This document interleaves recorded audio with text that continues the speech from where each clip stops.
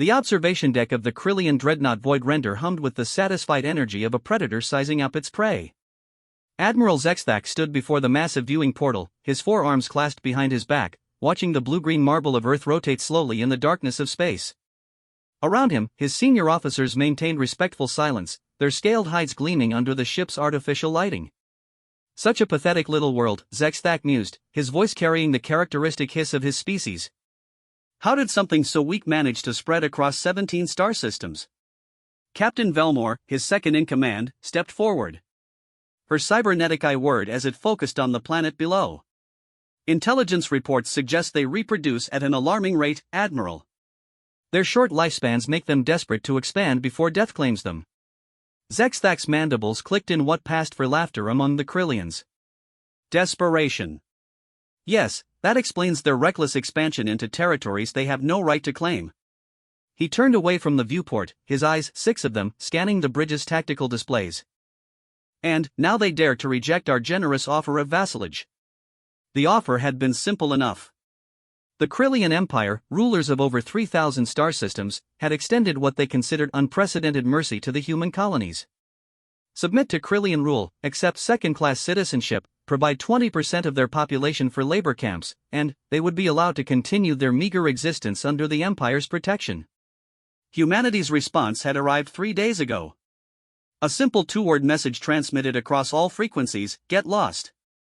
Sir, Communications Officer Thextan called from his station, his translator unit converting his clicking speech into standard galactic. We're receiving another transmission from the human homeworld. Put it through, Zexthak ordered, settling into his command throne. The main screen flickered to life, revealing a human male in what appeared to be a military uniform.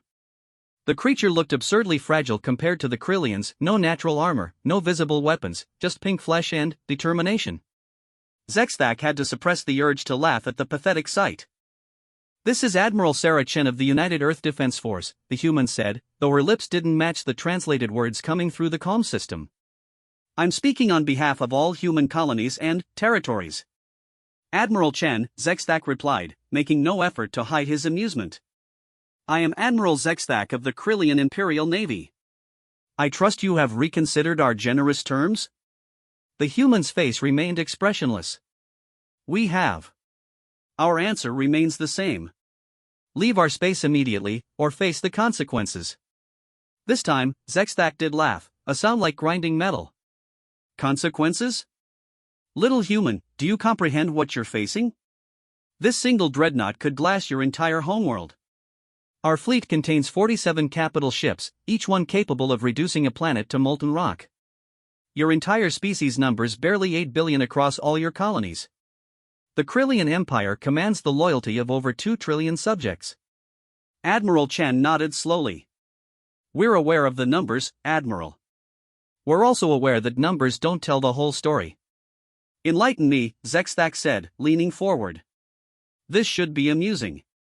You've studied our history, haven't you? Our wars, our survival patterns, our response to existential threats? Of course. Your species has an unusual tendency towards self-destruction. Very inefficient. Not self-destruction, Chen corrected. Adaptation. Every time something tries to wipe us out, disease, natural disaster, other humans, we don't just survive. We come back stronger. It's what we do. Zexthak's amusement began to fade. There was something in the human's tone that he didn't like, a calmness that suggested she knew something he didn't. Your point? My point is that you're about to become the latest in a long line of existential threats that humanity has faced. And, like all the others, you're going to learn why we're still here when so many others aren't. The transmission ended abruptly. Zexthak stared at the blank screen for a moment before turning to his tactical officer. Begin the assault. Target their major population centers first. I want them to understand the cost of defiance. Sir, Tactical Officer Grexlon reported, his claws dancing across his console, all ships report ready for orbital bombardment. Shall I coordinate the first strike? Yes. But, make it educational. Destroy one of their smaller colonies first. Let them watch their people die before we move to the homeworld. As the Krillian fleet moved into attack formation, none of them noticed the subtle energy readings emanating from Earth's moon. Hidden bases, constructed over decades of paranoid preparation, were coming online. The humans had learned long ago that hope for the best wasn't enough, you had to prepare for the worst. Dr. Marcus Webb stood in the command center buried 2 kilometers beneath Luna's surface, watching displays that showed the approaching alien fleet. Around him, technicians worked with the calm efficiency of people who had drilled for this scenario thousands of times. "How long until they're in range?" he asked his operations chief. 18 minutes until they can begin orbital bombardment of the outer colonies, Lieutenant Colonel Sarah Kim replied. "But, sir, our defensive satellites won't be enough to stop that many capital ships." Webb nodded grimly. "That's not the plan, Colonel. The plan is to show them what happens when you corner a human." On Earth's surface, in bunkers hidden beneath mountains and ocean floors, similar conversations were taking place. Humanity had spent the last 50 years preparing for this moment, the day when their expansion into the galaxy would attract unwanted attention from something big enough to threaten their existence. They had studied every alien species they'd encountered, analyzed their psychology, their tactics, their weaknesses. The Krillians were typical of most galactic empires, powerful, arrogant, and completely unprepared for an enemy that didn't follow conventional military doctrine. Admiral Chen stood in the Pentagon's Crisis Command Center, watching satellite feeds of the approaching alien fleet. Around her, the greatest military minds of Earth worked to coordinate humanity's response. But this wasn't going to be a conventional battle. "Ma'am," General Rodriguez called from his station, "Operation Lazarus is standing by for your authorization." Chen closed her eyes for a moment. Operation Lazarus, the culmination of 50 years of secret research, hidden funding, and preparation for a war they hoped would never come. It was named after the biblical figure who rose from the dead, because that's exactly what humanity was about to do. "All stations, this is Admiral Chen. You are authorized to proceed with Operation Lazarus. Show them what they've awakened." High above Earth's atmosphere, the Krillian fleet settled into bombardment formation. Admiral Zexthak watched with satisfaction as his ship's massive weapons arrays powered up, their energy signatures like miniature stars preparing to birth destruction. "Target acquired," Grexlon reported. "New Geneva colony is locked for total annihilation." "Fire," Zexthak ordered. 47 capital ships unleashed their fury simultaneously. The energy beams that lanced through space could have carved continents, reduced mountains to plasma, turned oceans to steam. They struck New Geneva colony's planetary shields and... "What?" Zexthak stared at his tactical display. "What happened?" "Sir," Grexlon's voice cracked slightly, "the energy was absorbed." "All of it." "The planetary shields didn't just deflect our bombardment, they absorbed it completely." Before Zexthak could respond, alarms began blaring throughout the ship. "Admiral," his sensor operator screamed. "Energy spike from the human homeworld. Massive energy spike." On the main screen, Earth seemed to pulse with light. Then, from 12 points around the planet, beams of pure energy lanced outward. Not toward the Krillian fleet, but toward empty space, toward coordinates that seemed to have no military significance. "Sir," the sensor operator's voice reached a new octave of panic. "Those coordinates, they're matching hyperspace exit points." "Something's coming through." Admiral Zexthak felt a cold certainty settle in his gut as space itself began to tear open at 12 different points around his fleet. Whatever was coming through those rifts was bigger than his dreadnought, bigger than anything in the Krillian Navy. The first ship to emerge from hyperspace was like nothing in any galactic database. It was 1.5 kilometers long, its hull a matte black that seemed to absorb light rather than reflect it. Weapons ports covered its surface like the scales of some ancient predator, and energy readings suggested it was drawing power from a source that shouldn't have been possible with known physics. Then, another emerged. And another. And another. By the time all 12 ships had fully materialized, the Krillian fleet found themselves facing vessels that dwarfed their own dreadnoughts. But it wasn't just the size that made Zexthak's blood turn to ice. It was the complete absence of any energy signatures that matched known technology. These ships operated on principles that the galactic community had never seen. "Admiral," Captain Velmore whispered, "what are we looking at?" Before Zexthak could answer, every communication system in the Krillian fleet activated simultaneously. The message that came through wasn't transmitted on any frequency they could detect, it seemed to simply appear in their minds. "You wanted to see what happens when you threaten humanity," Admiral Chen's voice said, though her image appeared on every screen, in every mind, with perfect clarity. Meet the Lazarus Fleet. These ships have been in hyperspace for 30 years, growing stronger, learning, evolving.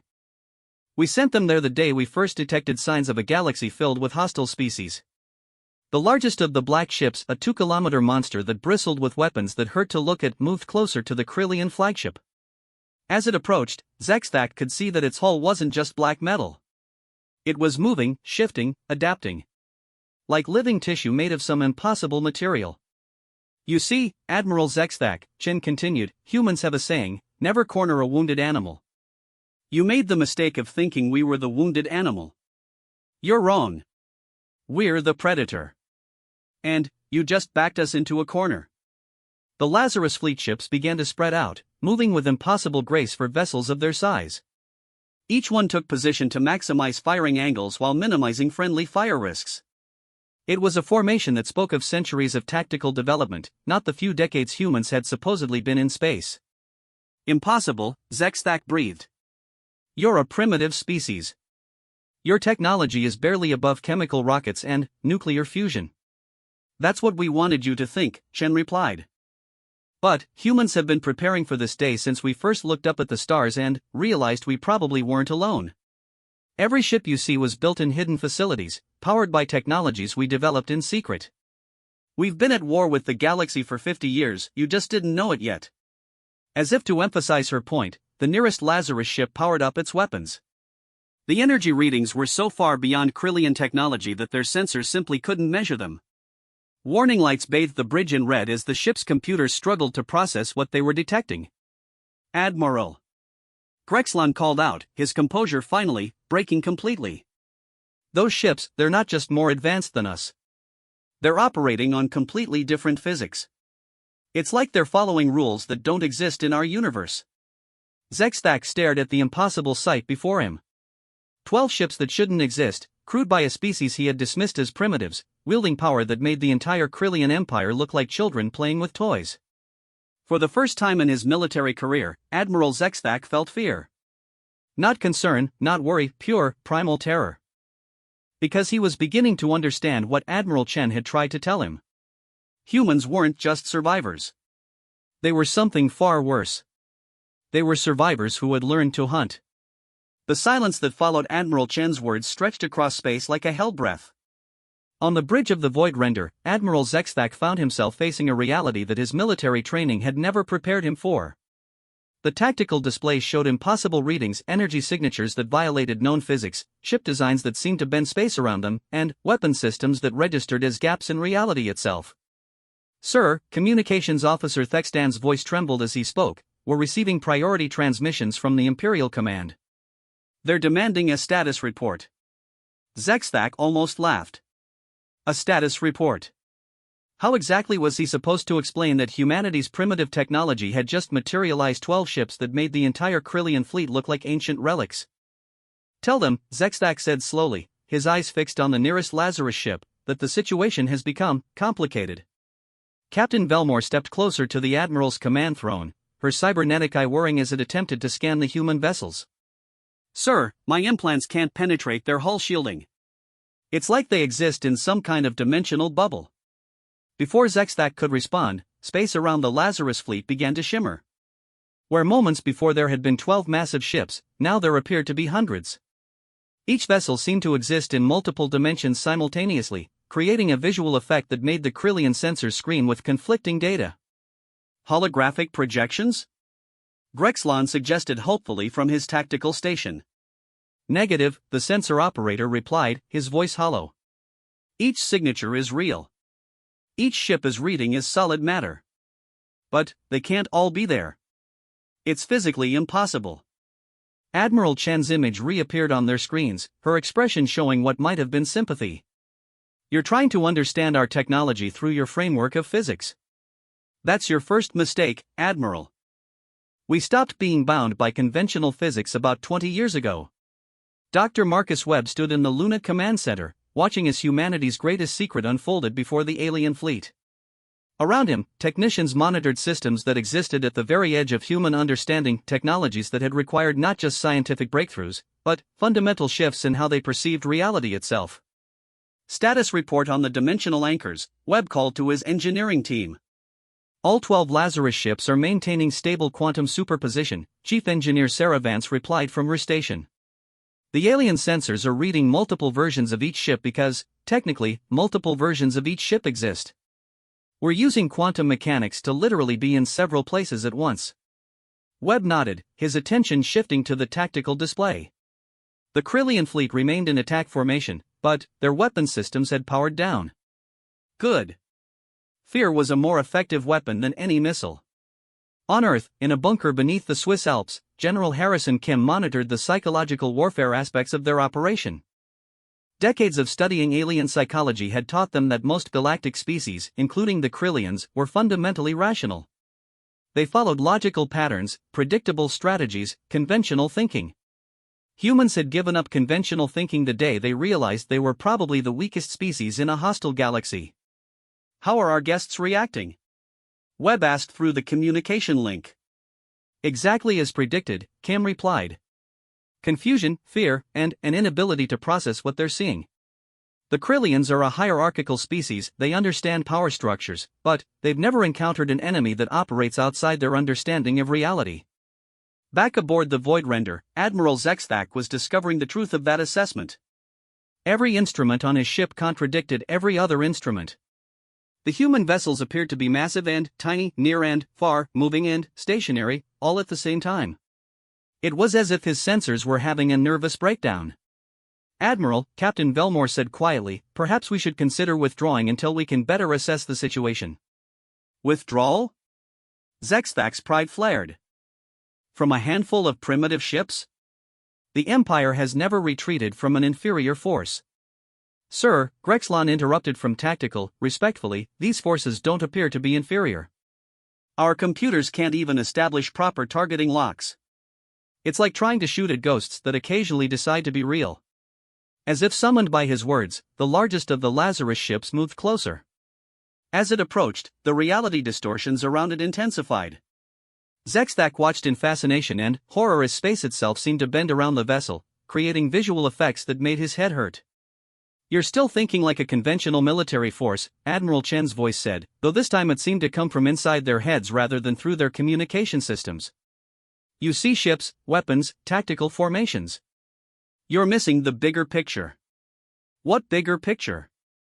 Zexthak demanded, though he wasn't sure if he spoke aloud or merely thought the words. The picture where humanity stopped playing by everyone else's rules, Chen replied. Do you want to know what your intelligence reports missed, Admiral? They told you we were spreading across 17 star systems, but they didn't tell you how we were doing it. On the tactical display, new contacts began appearing. Not ships, something else. Energy signatures that registered as artificial but didn't match any known technology patterns. They appeared to be emerging from hyperspace, but at coordinates that corresponded with every human colony the Krillians had mapped. Impossible, Velmore whispered.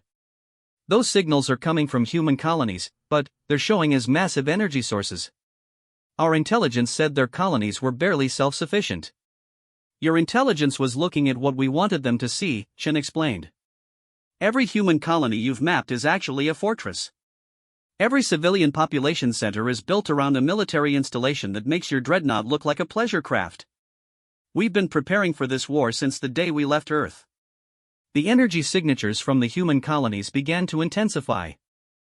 Zexthak realized with growing horror that what they had assumed were 17 lightly defended outposts were actually 17 military strongholds, each one apparently capable of defending itself against a fleet. But, your development timeline, Grexlon protested. You've only been in space for 60 standard years. Advanced military technology takes centuries to develop. Only if you develop it conventionally, Chen replied. Humans gave up on conventional development about 40 years ago. We started using time dilation fields, accelerated learning systems, and technologies that let us compress centuries of research into decades of work. While you were following predictable technological progression, we were breaking every rule of scientific advancement. Dr. Webb monitored the conversation from Luna, satisfied with how thoroughly they were dismantling the aliens' worldview. Psychological warfare was about more than just fear, it was about destroying an enemy's ability to process and respond to threats. The Krillians were military professionals, but they were also prisoners of their own logical thinking. Humans had learned to abandon logic when logic became a liability. Admiral Zexthak, Chen continued, her voice now carrying undertones of what might have been pity, your empire conquers species that follow the same basic patterns you do. Hierarchical command structures, conventional physics, predictable military doctrines. You've never faced an enemy that operates outside those parameters. What are you saying? Zexthak demanded, though he suspected he already knew. I'm saying that every assumption your empire has made about warfare, about power, about how civilizations develop and fight, all of it is wrong when it comes to humans. We don't follow your rules because your rules would have gotten us killed. As if to demonstrate her point, the space around the Krillian fleet began to change. What had appeared to be empty void moments before now shimmered with energy patterns. Hidden platforms, weapons arrays, and defensive installations materialized as their cloaking systems powered down. The Krillians found themselves surrounded. How many ships do you actually have? Velmore asked, her voice barely above a whisper. That's the wrong question, Chen replied. The right question is, how many ships do we need? And the answer is, exactly as many as it takes. On Zexthak's tactical display, new contacts continued to appear. Not dozens, not hundreds, but thousands. Human vessels emerging from hyperspace, decloaking from hidden positions, rising from what had appeared to be empty planets. Each new contact made the Krillian fleet look smaller and more isolated. This is impossible, Zexthak breathed. No species could build this many ships without other civilizations detecting it. Our intelligence networks span half the galaxy. Your intelligence networks detect what they're programmed to look for, Chen explained. Conventional shipbuilding facilities, standard energy signatures, normal industrial development. We stopped being normal 40 years ago. General Kim, monitoring from Earth, activated his communication link to the Lazarus Fleet command ship. Admiral Chen, recommend we proceed to the next phase. Their morale is breaking down. Concur, Chen replied. Admiral Zexthak, you wanted to demonstrate the consequences of defying the Krillian Empire. Let us show you the consequences of threatening humanity. The largest Lazarus ship, the one that had been moving closer to the Krillian flagship, suddenly accelerated. But this wasn't conventional movement. The ship didn't travel through space so much as it relocated itself, appearing in multiple positions simultaneously before finally settling into a position directly above the void render. Weapons lock, Grexlan reported, his voice cracking. But, sir, I can't identify what they're targeting us with. The energy patterns don't match anything in our database. That's because you're still thinking in terms of energy weapons, Chen said.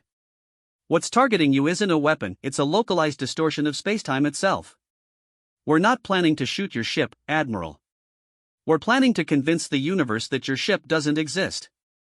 Zexthak stared at the tactical display, watching as his instruments showed impossible readings. The human ship above them wasn't just more advanced, it was operating according to physical laws that shouldn't exist. It was as if they had rewritten reality itself to suit their needs. You see, Chen continued, her voice now carrying the patience of a teacher addressing slow students, other species develop better weapons. Humans developed better physics. Other species build stronger ships. Humans build ships that exist outside conventional space. Other species train better soldiers. Humans train soldiers who can think in ways that break enemy minds. Around the Krillian fleet, the human vessels began to demonstrate their impossible capabilities. Ships phased in and out of visible reality, weapons systems that fired bullets made of compressed time, defensive arrays that created pockets of space where the laws of physics worked differently. Admiral, Velmore said quietly, I recommend immediate withdrawal. We're not facing a military force. We're facing something that shouldn't be able to exist. But Zexthak was beyond hearing recommendations. He was staring at displays that showed him a truth his mind struggled to process. Humanity hadn't just prepared for this war. They had transcended the very nature of warfare itself. And this was only the beginning. The breaking point came when Admiral Zexthak finally understood what he was truly facing. It wasn't the impossible ships, the reality-bending weapons, or even the complete failure of Krillian intelligence. It was the moment he realized that humanity had been manipulating his empire's perception of them for decades, and every decision the Krillians had made was exactly what the humans wanted them to make. Admiral Chen, Zexthak said, his voice steady despite the chaos surrounding his fleet. This elaborate display is impressive, but you cannot possibly have the resources to fight the entire Krillian Empire. We command over 3,000 star systems. The silence that followed his statement lasted exactly long enough for him to realize he had made another critical error in judgment. Admiral, Chen replied, and, for the first time, there was genuine amusement in her voice, you still don't understand the situation. You think this is about resources, about territory, about conventional warfare. Let me ask you a simple question. What makes you think we haven't already infiltrated your empire? The tactical display on the Void Render suddenly exploded with new information. Dozens of signals were appearing throughout Krillian space, not enemy contacts, but communication beacons activating across their empire. As Zexthak watched in growing horror, the signals resolved into specific coordinates. Those are Imperial shipyards, Captain Velmore breathed. Military installations. Command centers. Indeed, Chen confirmed. 43 years ago, we began what we called the Deep Harbor Initiative. Human agents, human technology, human influence, gradually embedded throughout your empire. You thought you were observing us, Admiral. We were studying you. Dr. Marcus Webb, monitoring from Luna Command, activated his interface with the Deep Harbor network. Across Krillian space, sleeper cells that had been positioned for decades were finally revealing themselves. Not as saboteurs or spies, but as something far more sophisticated. Status report on Deep Harbor assets, Webb requested from his intelligence coordinator. Full activation achieved, Commander Lisa Park replied from her station. We have confirmed control of 37 major Krillian shipyards, 18 command installations, and approximately 60% of their communication networks. The puppet strings are finally visible, sir. The magnitude of human infiltration became clear as reports flooded in from across the Krillian Empire. What had appeared to be loyal Imperial subjects working in critical positions were revealing themselves as human agents. Not aliens who had been turned, but actual humans who had undergone genetic and cybernetic modification to appear Krillian. Impossible, Zexthak whispered as the scope of the deception became apparent. Our security protocols, our biological scanners, were designed by humans, Chen interrupted. Specifically, by human agents working within your military research division. We didn't just infiltrate your empire, Admiral. We helped design the very systems you used to try to keep us out. On Earth, in the deepest levels of the Cheyenne Mountain Complex, General Harrison Kim was coordinating the most ambitious military operation in human history. Not a battle, but the simultaneous activation of a network that had taken half a century to construct. Psychological impact assessment, Kim requested from his analysis team. Devastating, reported Dr. Sarah Chen, the Admiral's younger sister and humanity's leading expert on alien psychology. The Krillians are experiencing complete paradigm collapse. They can't process an enemy that has been manipulating them for longer than most of their officers have been alive. The truth was even more devastating than the Krillians could imagine. Humans hadn't just prepared for war, they had engineered the circumstances that led to this confrontation. Every expansion into Krillian space, every seemingly defiant response, every apparent vulnerability had been carefully calculated to provoke exactly the response they were now facing. You wanted us to reject your terms, Zexthak realized with dawning horror.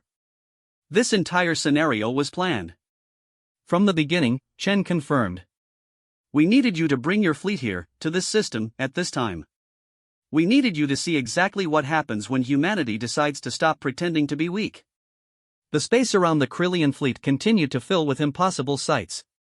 Human ships that existed in multiple dimensions, weapons that fired concepts rather than energy, defensive systems that created localized pockets of altered physics. But the true weapon wasn't any piece of technology, it was the complete destruction of everything the Krillians thought they knew about warfare. Sir, Communications Officer Thextan called out, his voice tight with panic, we're receiving reports from across the Empire. Human agents are revealing themselves at every major installation. They're not attacking, they're just showing themselves. Zexthak understood immediately. The humans weren't trying to destroy the Krillian Empire through force. They were demonstrating that they already controlled it, that they could have destroyed it at any time, and that the Krillians had been dancing to humanity's tune for decades without knowing it. How long? Zexthak asked quietly. How long have you been manipulating us? Since first contact, Chen replied without hesitation. Your empire's expansion brought you into contact with human scouts 48 years ago. We analyzed your culture, your military doctrine, your psychology, and we realized something important: you weren't evil, just limited. You followed predictable patterns, made logical decisions, operated within conventional frameworks. Admiral Chen paused, allowing her words to sink in before continuing. So we became unpredictable. We developed technology that violated your understanding of physics. We created military doctrines that broke your tactical computers. We became something your empire was fundamentally unable to comprehend or counter. The psychological warfare was complete. Zexthak could see it in his officers' faces, hear it in their voices. They weren't just facing a superior enemy, they were facing the collapse of their entire understanding of reality. Everything they had believed about human capabilities, about their empire's security, about the nature of galactic politics, had been revealed as carefully constructed illusions. Admiral, Grexlon reported from Tactical, his voice hollow, I'm detecting massive energy buildups from human installations throughout our empire. Not weapons, something else. Terraforming equipment, Chen explained. We've been preparing your worlds for human colonization for 20 years. Not to conquer them, but to improve them. Your empire has some of the most beautiful planets in the galaxy, but your industrial development has been inefficient. We're going to fix that. Dr. Webb activated another phase of the operation from Luna Command.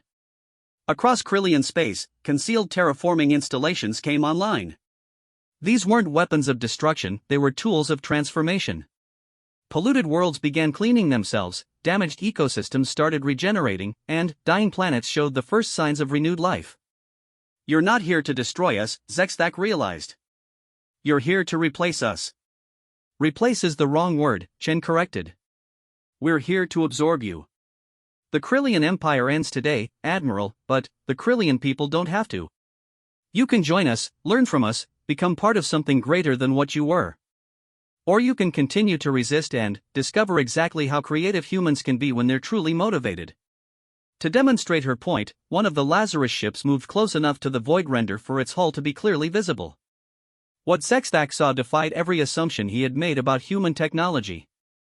The ship's surface was alive, not metaphorically, but literally. Organic components worked alongside mechanical ones, creating a synthesis of biology and technology that created capabilities beyond either alone. That's not a ship, Captain Velmore whispered. That's a living creature. Biomechanical synthesis, Chen confirmed. We learned early that conventional technology had limits. So we taught our technology to evolve, to adapt, to grow. Our ships aren't built, Admiral, they're born. The implications hit Zexthak like a physical blow. Humans hadn't just developed superior technology, they had created technology that could improve itself, adapt to new challenges, evolve beyond its original parameters. They were facing an enemy that could become more powerful with each battle, more sophisticated with each encounter. Your terms, Zexthak said finally. What are your terms? Complete integration, Chen replied without hesitation. The Krillian military becomes part of the human defense network. Your civilians receive full citizenship in the Human Colonial Union. Your technology is shared and improved. Your worlds are terraformed and optimized. Your culture is preserved and celebrated. She paused, letting the offer sink in before adding the alternative. Or you can choose to fight us, and discover that everything you've seen so far was us being gentle. General Kim, monitoring from Earth, noted the subtle shift in the alien admiral's posture, the way his officers had stopped looking to him for orders and started looking to their instruments for hope. The psychological breakdown was complete. Sir, Thextan called out, we're receiving a priority transmission from Imperial Command. They're requesting immediate assistance. Multiple human fleets have appeared throughout the Empire. Zexthak closed his eyes. Of course they had. This had never been about a single confrontation near Earth, it had been about revealing to the entire Krillian Empire that they were already defeated, had been defeated for decades, and had never known it. How many fleets? He asked. Preliminary reports suggest, all of them, sir. Every major system in the Empire is currently hosting a human battle group. They're all making the same offer you received. The complete scope of humanity's operation finally became clear. They hadn't just prepared to defend themselves, they had prepared to simultaneously conquer the entire Krillian Empire in a single coordinated action. Not through destruction, but through the demonstration of such overwhelming superiority that resistance became impossible. "You planned all of this," Zexthak said. "Everything. Our expansion into your space, our decision to demand vassalage, our choice to bring our fleet here. You wanted this exact scenario." "We needed this scenario," Chen corrected. "The galaxy is about to become a very dangerous place, Admiral. There are forces out there that make your empire look like children playing with toys. Humanity needs allies, partners, friends. But we needed to establish the relationship parameters first." As if to emphasize her point, the space around the human fleet suddenly filled with energy readings that dwarfed even the impossible signatures of the Lazarus ships. New contacts were appearing on sensors, vast vessels emerging from hyperspace, each one larger than anything the Krillians had ever imagined possible. "Meet the Archangel fleet," Chen said as ships the size of small moons materialized around Earth. "These are our deep space exploration and defense platforms. They've been mapping the galaxy for 30 years, and what they've found is concerning." Zexthak stared at the massive vessels, each one radiating power signatures that made his dreadnought look like a child's toy. "What have they found?" "Evidence that we're not alone in this galaxy," Chen replied. "And evidence that what's coming next will require every intelligent species to work together if any of us want to survive." The war was over. It had been over before it began. The question now was whether the galaxy was ready for what came next. The revelation of what lay beyond their immediate conflict transformed the atmosphere aboard the Void Render from one of military defeat to existential dread. Admiral Zexthak found himself staring at tactical displays that showed impossible readings from the human Archangel fleet, ships the size of small moons, energy signatures that suggested they were powered by controlled singularities, and weapon systems that registered as tears in reality itself.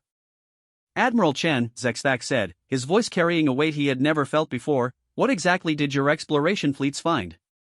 The main screen shifted, displaying what appeared to be deep space survey data. The images were difficult to process at first, vast structures floating in the void between galaxies, geometric patterns that hurt to look at directly, and energy readings that suggested technology millions of years ahead of anything the galactic community had imagined possible.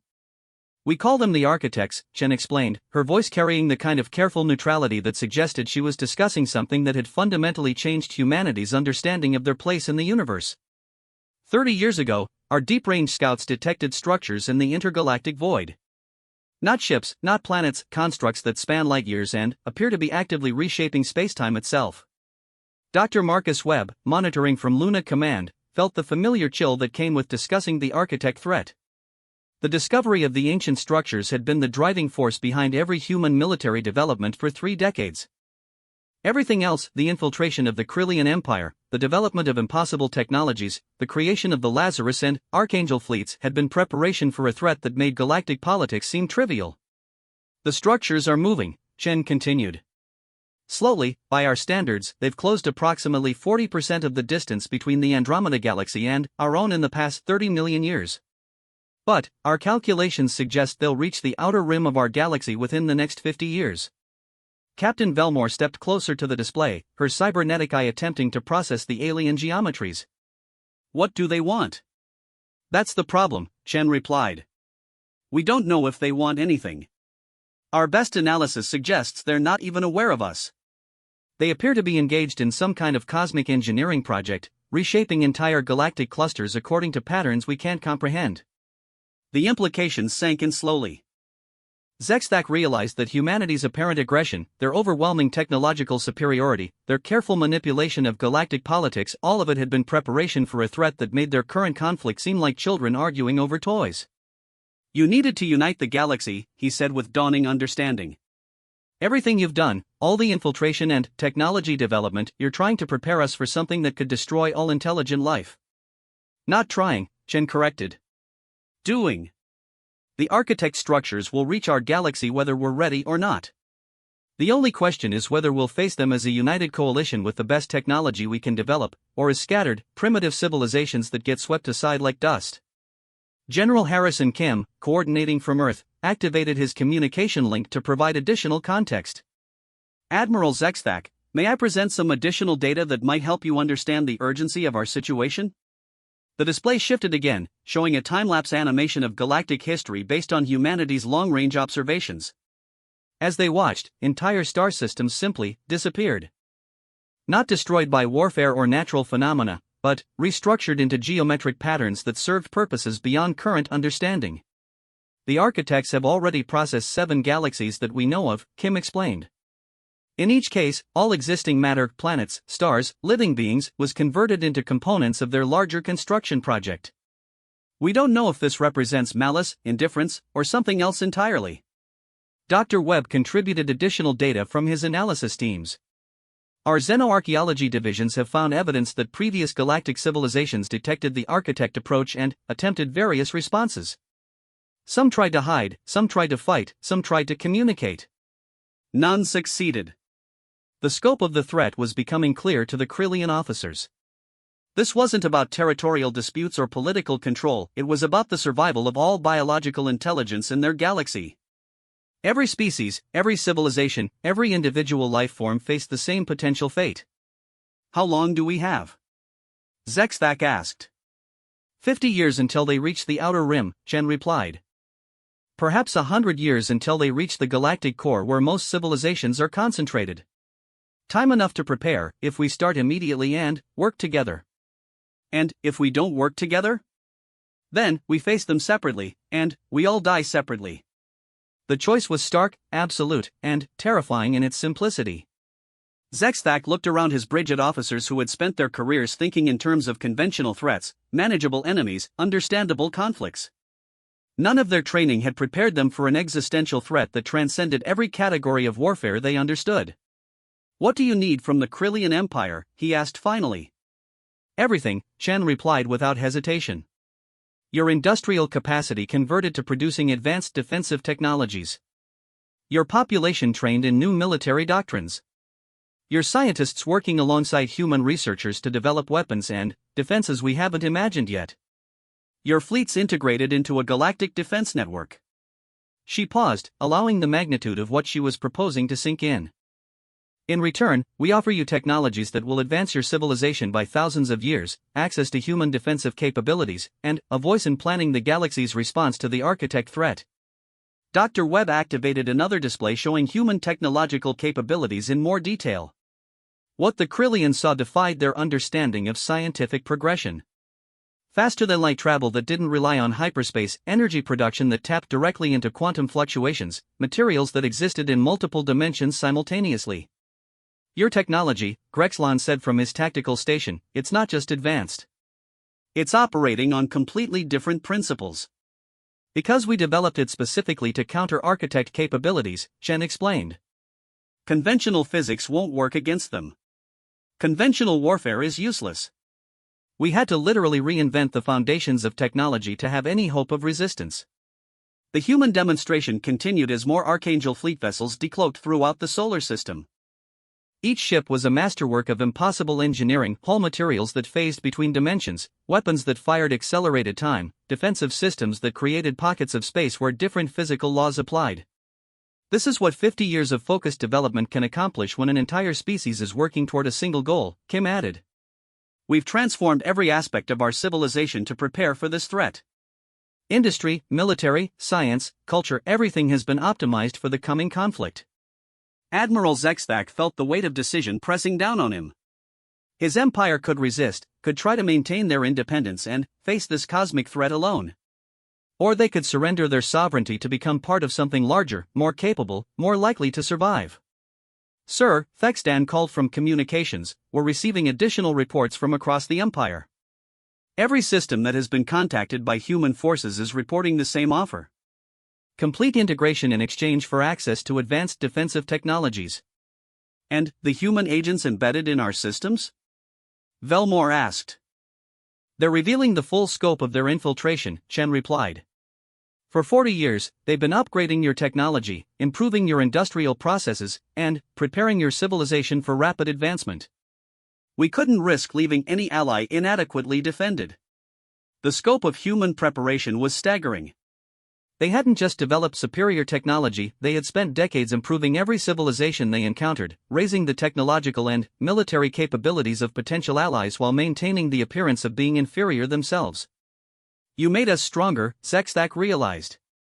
"All this time, while we thought we were the dominant power, you were secretly upgrading our capabilities." "We upgraded everyone's capabilities," Chen confirmed.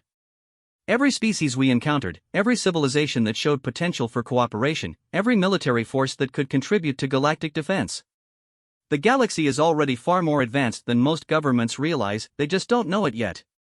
As if to demonstrate her point, new energy signatures began appearing throughout Krillian space. Not human vessels, but Krillian ships that were suddenly operating with capabilities they hadn't possessed hours before. Hidden modifications, dormant upgrades, and concealed improvements were coming online across their fleet. "Your ships are now equipped with basic dimensional shielding, quantum communication arrays, and emergency faster-than-light drives that don't rely on hyperspace," Chen explained. "We couldn't risk our allies being defenseless during the transition period." The transformation was overwhelming. In the span of a single conversation, the Krillian Empire had gone from being the dominant power in their region of space to being junior partners in a galactic alliance they hadn't known existed. More terrifying was the realization that this alliance was itself preparation for a threat that could render all their combined efforts meaningless. "Admiral Chen," Zexthak said formally, "on behalf of the Krillian Empire, I accept your terms of integration." "But, I need to know, do we actually have a chance against these architects?" Chen's expression showed the first sign of uncertainty she had displayed during the entire encounter. "Honestly? We don't know. Our best estimates suggest that even with every species in the galaxy working together, even with technologies that break conventional physics, we're facing something that has been reshaping cosmic structures for millions of years." She paused, then continued with the kind of determination that had driven humanity's impossible preparations. "But humans have a saying, it's not about the size of the dog in the fight, it's about the size of the fight in the dog. We might be tiny compared to the architects, but we're the species that crawled out of a hellworld and decided to make the galaxy a better place." Dr. Webb activated the final phase of the demonstration. Around Earth, in the space between the human fleets, reality began to shift. Massive construction platforms materialized, each one the size of a small planet and clearly designed for projects that span solar systems. "The Galaxy Defense Initiative officially begins today," Chen announced. "Every participating species will contribute to the construction of defensive installations, the development of new technologies, and the preparation of military forces capable of fighting a cosmic-level threat." Admiral Zexthak looked at the impossible sight of planetary-scale construction platforms, ships that existed in multiple dimensions, and weapons that fired concepts rather than matter. For the first time in his military career, he felt hope in the face of insurmountable odds. Because if any species in the galaxy could find a way to fight the unfightable, it would be the humans, the species that had looked at impossible odds and decided to rewrite the rules of reality itself. The war for galactic survival was about to begin. 6 months after the Krillian Empire's integration into the human colonial union, Admiral Zexthak stood on the observation deck of the Unified Dawn, the vessel that had once been called the Void Render. The transformation was complete, but it represented far more than a simple refit. The ship now existed partially in normal space and partially in dimensions that hadn't been accessible to conventional technology, its hybrid biomechanical systems constantly adapting and evolving. Around him, the transformed bridge bustled with activity as humans, Krillians, and representatives from 17 other newly integrated species worked together to coordinate the largest construction project in galactic history. Through the viewing portal, Zexthak could see the framework, humanity's ultimate response to the architect threat. The framework defied easy description. It wasn't a single structure but, rather a network of interconnected installations that spanned multiple star systems, each node existing simultaneously in normal space and the quantum dimensions that human technology had made accessible. Energy flowed between the nodes in patterns that created localized distortions in spacetime, effectively creating a barrier that operated according to physics the architects had never encountered. Status report on Framework Node 1247, Zexthak called to his operations officer, a human Krillian hybrid named Sarah Velchin, whose very existence represented the kind of impossible adaptation that had become routine in the new Galactic Alliance. "Construction proceeding ahead of schedule," she reported, her enhanced neural interfaces processing data from across multiple dimensions. "The biomechanical components are demonstrating accelerated evolution rates. The node should achieve full operational status 37 days ahead of projected timeline.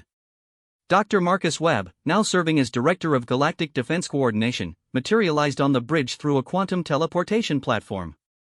The technology still seemed like magic to many of the non-human species, but it had become as routine as walking for humans adapted to multidimensional existence. Admiral, Webb said, acknowledging both Zexthak's military rank and his new position as coordinator of Krillian integration efforts, we've received the latest reconnaissance data from the Archangel deep space monitoring stations. The architects have accelerated their approach. The news struck the bridge crew like a physical blow. According to all previous calculations, they had 50 years to prepare. If the architects were accelerating, how much time do we actually have? Zexthak asked, dreading the answer.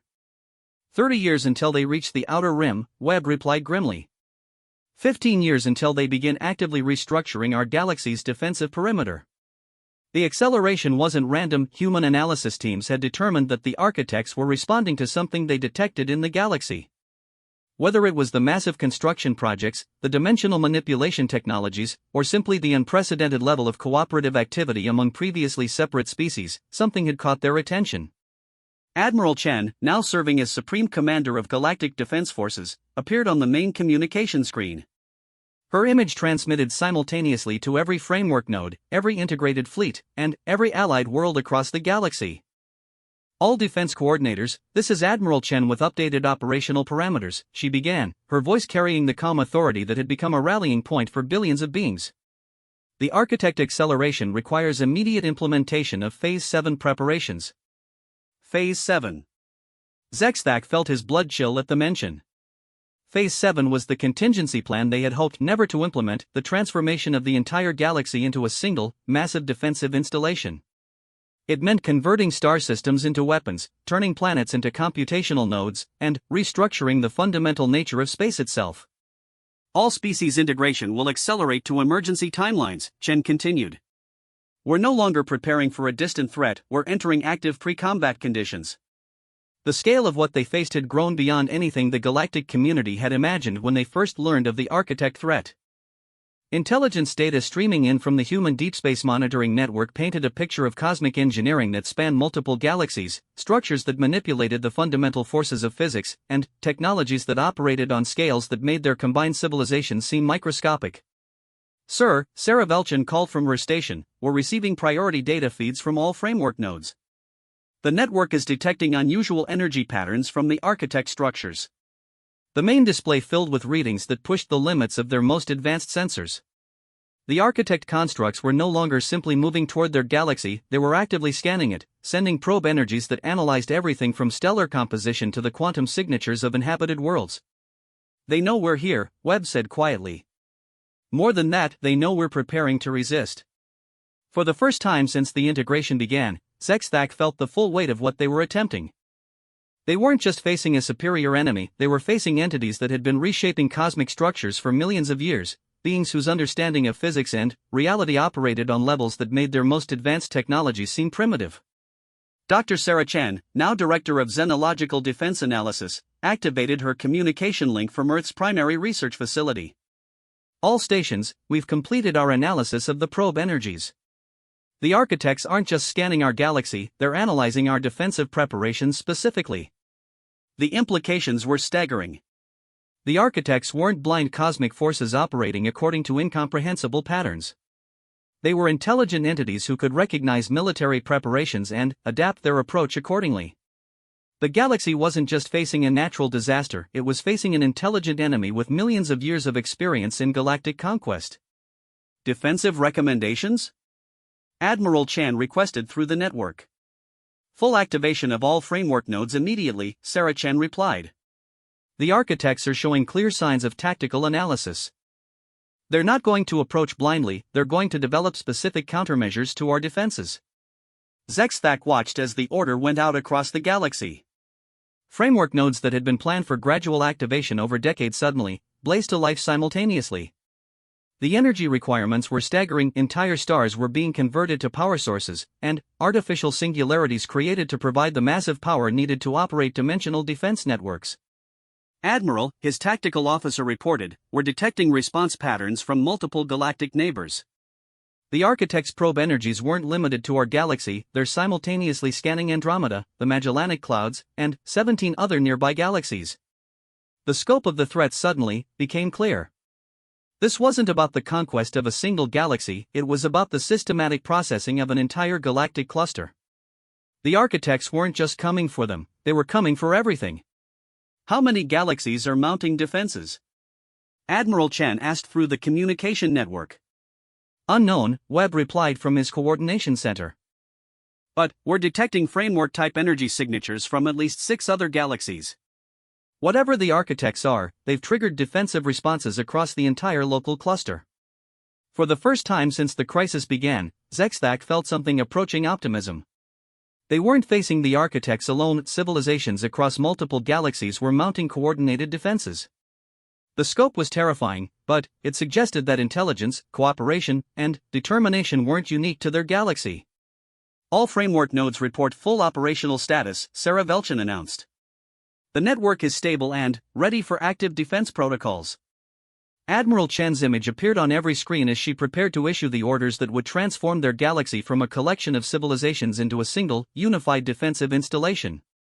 Citizens of the galaxy, she began, her words transmitted to every inhabited world, every space station, every ship in their spiral arm. Today marks the official beginning of the Galactic Defense Initiative.